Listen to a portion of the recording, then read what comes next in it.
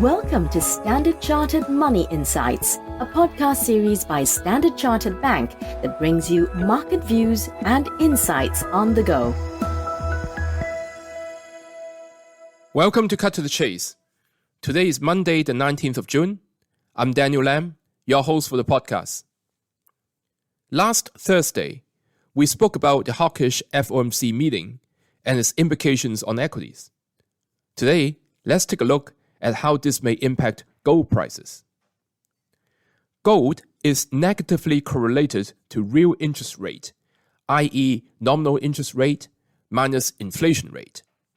Or else being equal, the surprising two potential rate hikes is likely to support real interest rate, which may put pressure on gold prices in the near term. Technically, we continue to see strong resistance at 1970. Gold appears to be losing momentum, with MACD in negative territory. Its chart indicates that it may correct to 1860 or even 1810 over the next few months. However, if gold were to reach those levels, those could be interesting levels for investors to buy. Why is that? Well, first of all, there is a risk of Fed over-tightening after the recent announcement.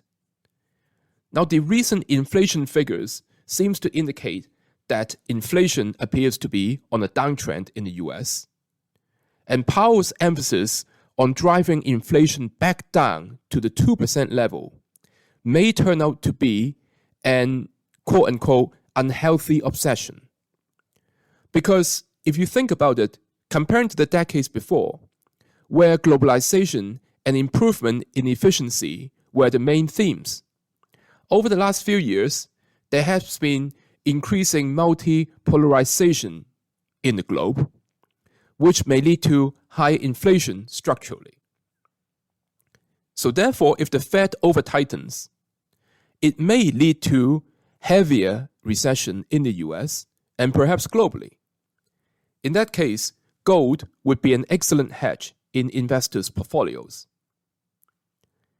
Central bank demand is the other key factor here.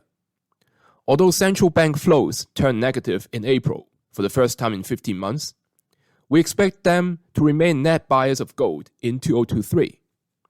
Now, the 2023 Central Bank Gold Reserve Survey from the World Gold Council asked 59 central banks if they expect the US dollar, euro, CNY, or gold's share of total global reserves to change in 5 years.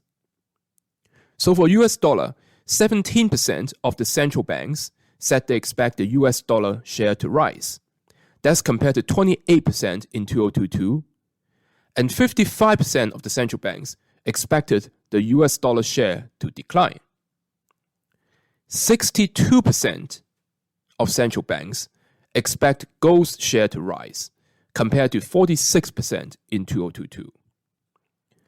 Now, central banks in emerging market cited inflation hedge, performance during crises, and no default risk as the main drivers of them buying gold. That is all from me for today. As always, if you enjoy this podcast, please don't forget to rate and like it. Thanks for listening, and we wish you a happy day ahead. Thank you for listening to Standard Chartered Money Insights, a podcast series by Standard Chartered Bank. For more details on the latest market insights, subscribe to Standard Chartered Money Insights.